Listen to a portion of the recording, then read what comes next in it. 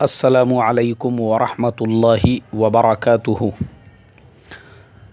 محترم بھائیوں، بزرگوں، دوستو، یہ ہمارا اصلاح معاشرہ کا 451واں سبق ہے۔ محترم بزرگوں، کل کے سبق میں جیسا میں نے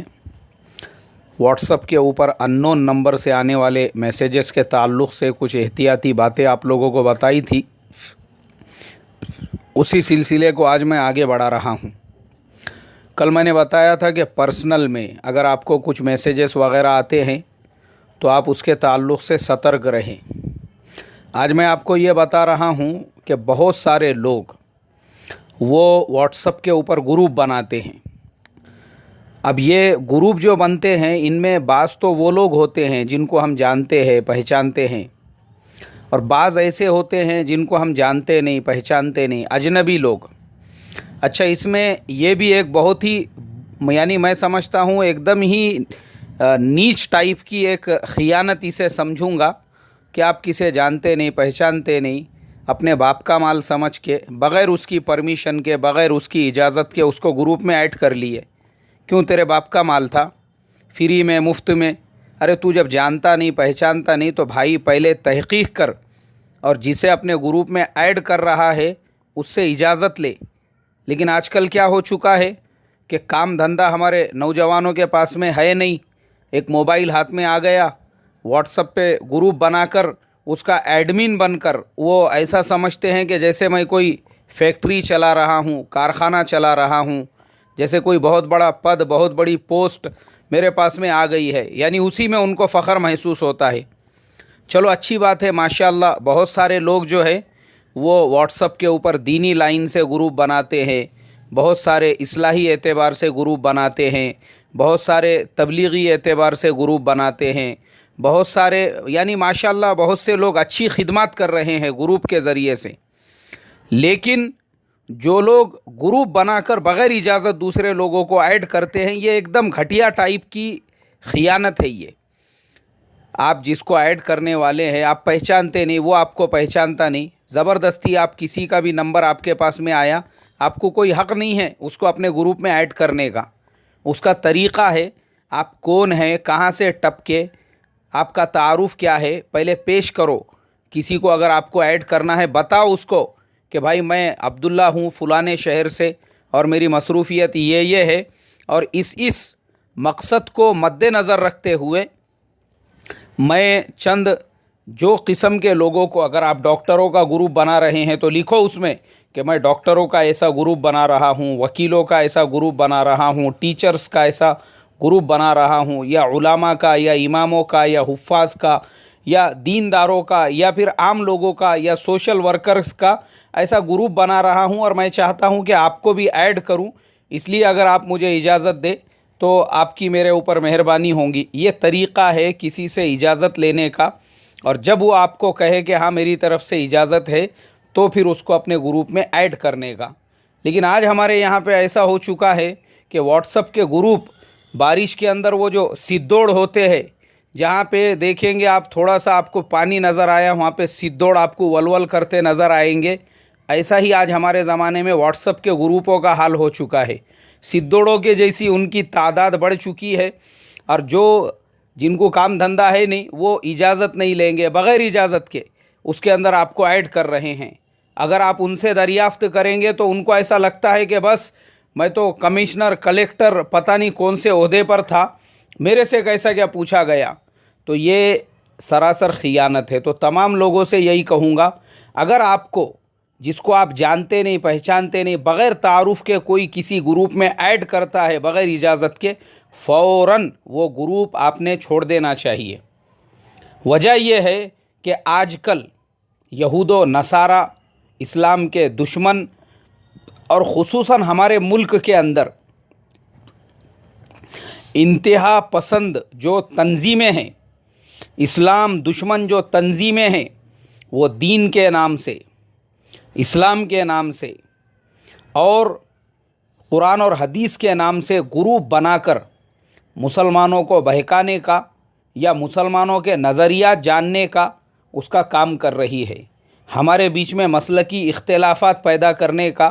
आपस में तोड़ पैदा करने का, आपस के अंदर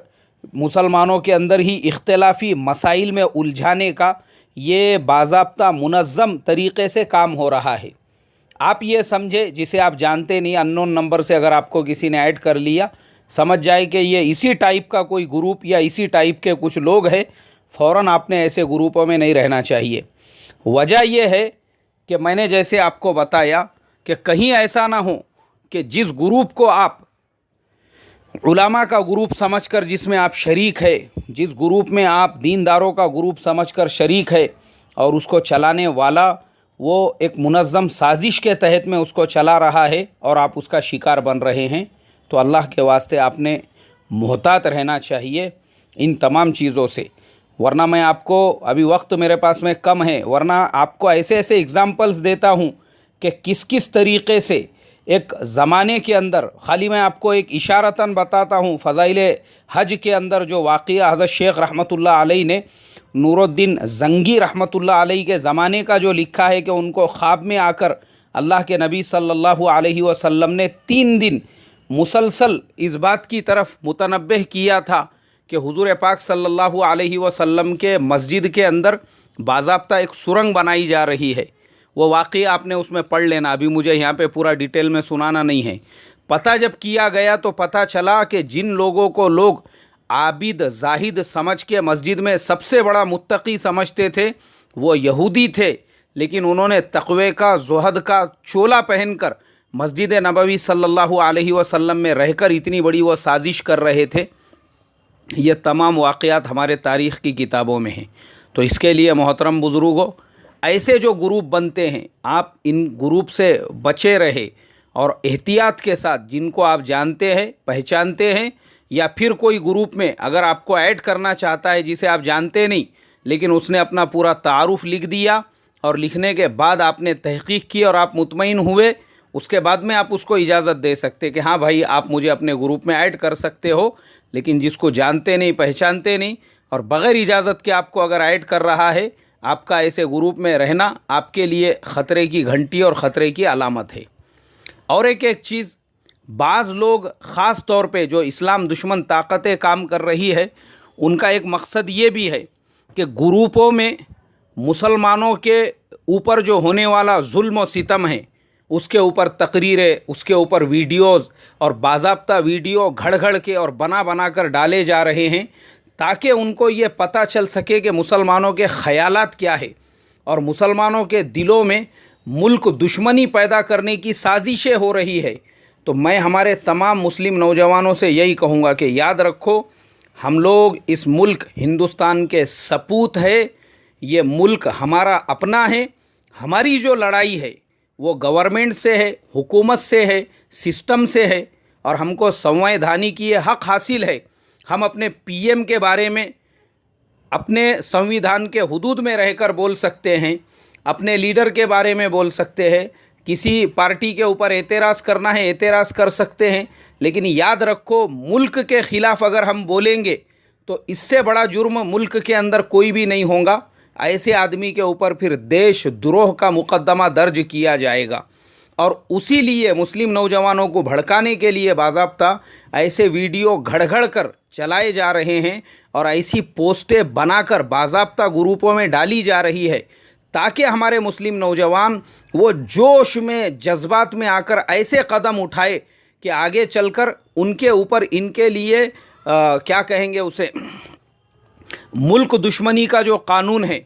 या उनके ऊपर देशद्रोह के कानून के तहत में केस दर्ज कराया जाए और कार्रवाई की जाए। तो इसके लिए हमेशा याद रखने का, हमारी दुश्मनी मुल्क से नहीं है, मुल्क हमारा है। कल अगर इस मुल्क की हिफाजत के लिए ज़रूरत पड़ती है तो हम मुल्क की हिफाजत के लिए किसी भी बॉर्डर पे जाकर अपनी जान कुर्बान करने के लिए तैयार है। लेकिन हमारी लड़ाई सिस्टम से है, पार्टियों से है। हम किसी भी पार्टी को इख्तियार करके दूसरी पार्टी की मुखालिफत कर सकते हैं। तो ये तमाम चीज़ें हमको पता होना चाहिए।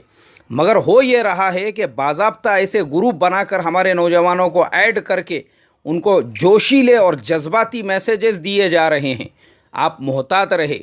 याद रखो, ऐसे अगर किसी ग्रुप में आप है, फ़ौरन वो ग्रुप को छोड़ दो। کل کو اس گروپ پہ کوئی آفت آئیں گی، کوئی مصیبت آئیں گی، وہ باقی کے گروپ والے تو جائیں گے ہی جائیں گے، ایڈمن بھی جائے گا، اور آپ ناحق اس کے اندر تھے، آپ کا بھی نمبر لگے گا، ہم تو ڈوبے ہیں صنم، تم کو بھی لے ڈوبیں گے والی بات ہوں گی۔ اس لیے کہ پچھلے دنوں